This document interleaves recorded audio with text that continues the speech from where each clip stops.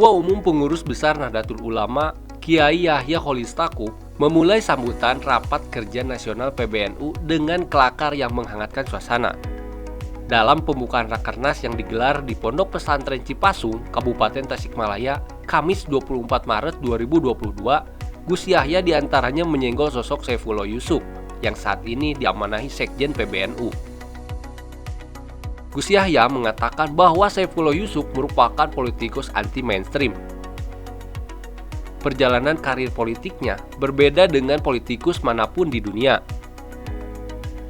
Gus Ipul, sapaan akrab Saifullah Yusuf, disebut memilih karir politik yang membumi. Itu lantaran setelah menjabat menteri, Gus Ipul memilih menjadi wakil gubernur, lalu jadi wali kota. Diketahui, Gus Ipul pernah menjabat Menteri Negara Pembangunan Daerah Tertinggal pada era pemerintahan SBY JK. Ia menjabat mulai Oktober 2004 sampai Mei 2007. Tak lama setelah melepas jabatan menteri, pada 2008, Gus Ipul maju sebagai calon wakil gubernur Jawa Timur. Jabatannya itu bertahan hingga 2 periode, yakni 2009 sampai 2014 dan 2014 sampai 2019. Habis masa jabatan wakil gubernur, pada Pilkada Pasuruan 2020, Gus Ipul maju sebagai calon wali kota dan terpilih hingga menjabat sampai sekarang. Sebelumnya, ia ikut dalam Pilkada Jawa Timur sebagai calon gubernur, namun kalah oleh Khofifah Indar Parawangsa. Sekjen kita ini politisi anti-mainstream. Anti-mainstream. Perjalanan karir yang beliau pilih ini beda dari semua politisi lain di seluruh dunia. Karena beliau memilih karir yang sungguh-sungguh membumi.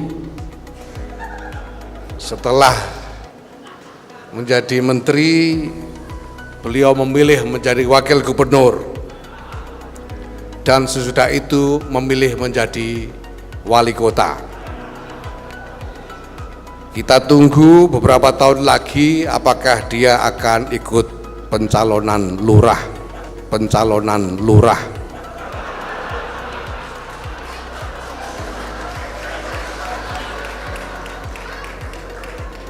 Nah, eloknya malam ini dia duduk berdampingan dengan politisi anti survei, yaitu Pak Gubernur Jawa Barat ini.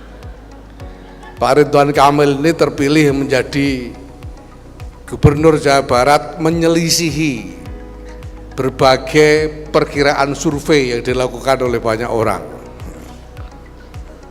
Maka ya silakan berjaga-jaga. Kalau nanti tiba-tiba ada peristiwa politik yang menyelisihi hasil survei dengan Pak Ridwan Kamil ada di sana. Apalagi tadi beliau menyebut-nyebut disrupsi. Jangan-jangan nanti Pak Ridwan Kamil akan menjadi disrupsi sendiri di dalam politik Indonesia ini. Apapun juga, mudah-mudahan segalanya dilimpahi barakah Allah Subhanahu wa taala menjadi manfaat yang maslahah untuk semua orang, untuk kita semua seluruh bangsa Indonesia. Sebelumnya, saat memberi sambutan, Ridwan Kamil pun sempat berkelakar soal pawang hujan. Ia mengatakan, hujan yang turun di arena Rakernas lantaran pawang hujannya masih ada di Mandalika. Dalam pemaparannya, gubernur yang akrab disapa Kang Emil itu menjelaskan hasil kajian tentang wajah dunia dalam beberapa tahun ke depan. Satu di antaranya adalah soal disrupsi digital. Menurutnya, dulu teknologi digital merupakan pilihan, tapi saat ini telah menjadi keharusan. Mereka yang tidak pandai beradaptasi dengan perkembangan teknologi komunikasi informasi, maka akan tergilas.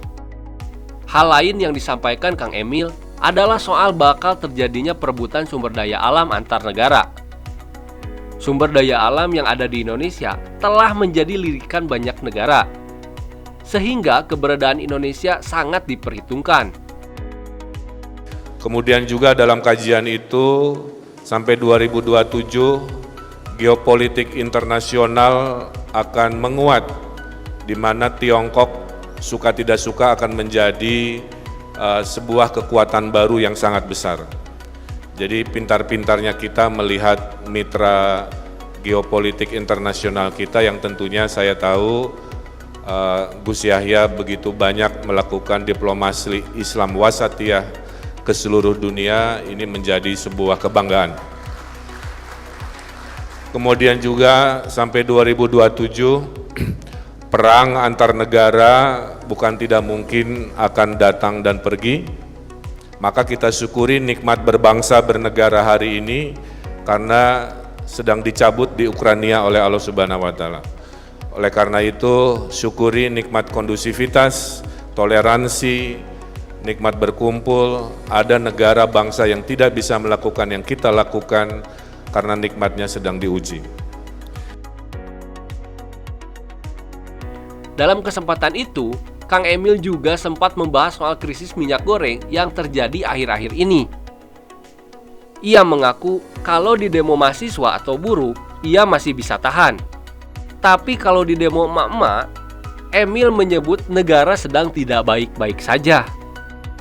Di jelang akhir sambutannya, ia juga melempar guyon tentang para penghuni surga. Sebagai provinsi dengan jumlah penduduk terbanyak di Indonesia, hampir 50 juta jiwa, Jawa Barat dihuni oleh mayoritas Muslim. Di Jawa Barat dengan penduduk Muslim terbanyak se-Indonesia, bahkan katanya kemarin Kiai NU menyampaikan tausiahnya, jikalau semua yang bersahadat ini otomatis masuk surga, jadi dianggap siapapun yang bersahadat masuk surga, maka di surga kalau dicek KTP-nya paling banyak adalah warga Jawa Baratnya. Karena jumlahnya 45 juta yang bersahadat dan itu terbanyak di seluruh republik dan seluruh dunia. Amin ya robbal alamin.